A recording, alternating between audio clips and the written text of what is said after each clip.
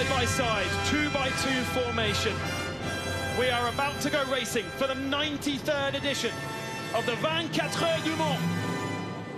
And the green flag drops and we are underway.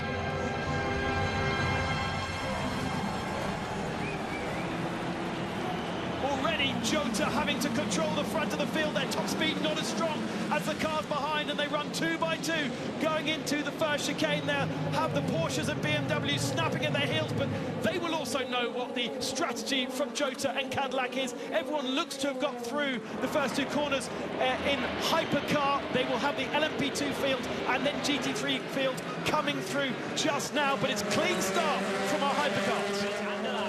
Has got around the outside of Bamber. The two Jotas tried to control the road on their way down to turn one, and the first of the Porsches has managed to snatch second position as we watch the LMP2 cars file through. There you can see them filing through the Cadillac, then the Penske Porsche, then the second Cadillac, then the second Porsche, the leading four at the moment.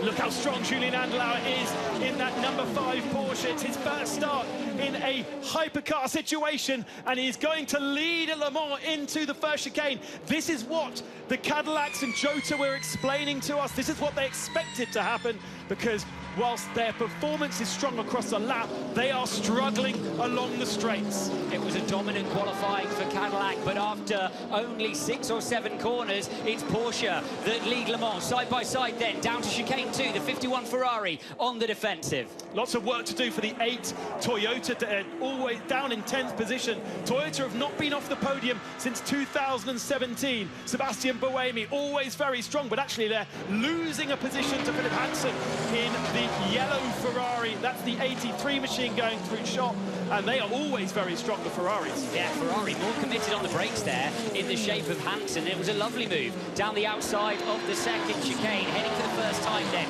over the crest down towards Mulsanne corner, and Andlauer's pulled out almost to second here, when in a really decent early stint, early phase of the first lap for that Porsche. Caution on the brake pedal. You're on board with Fred Makovicky in the Alpine, trying to make his way down through Mulsanne corner, and you can see how difficult it is and how cautious drivers are having to be. 50 Ferrari to the inside in the shape of Nicholas Nielsen. And that is for 5th position side by side. It's a very, very brave place to go side by side, because the road is nice and wide, but if you go off line, then it's very, very dirty, and you really need single file through there. And again, the Toyota back ahead of Philip Hansen. A really good scrap for 10th position. I don't think it changed for 5th, though. A little bit of early boxing, but it's all clean and tidy, isn't it? These drivers at the top level, sports car racing, know that so much can go wrong in these early laps. Look at the gap out front. A clear statement of intent for the Porsche, and the Ferrari's building temperature nicely.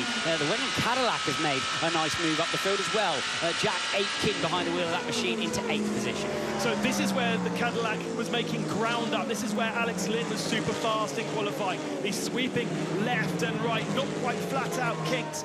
It was a gap going into this section, 1.9 seconds. What does Will Stevens have underneath him? It's Stevens that started the number 12. Earl Bamber started the 38 machine, and they will then cycle through their drivers as we get through later in the race.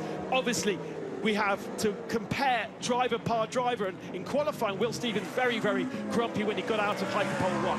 Yeah, felt that he lost time by being caught up behind one of the Ferraris towards the end of his lap. That'll count for naught now, though.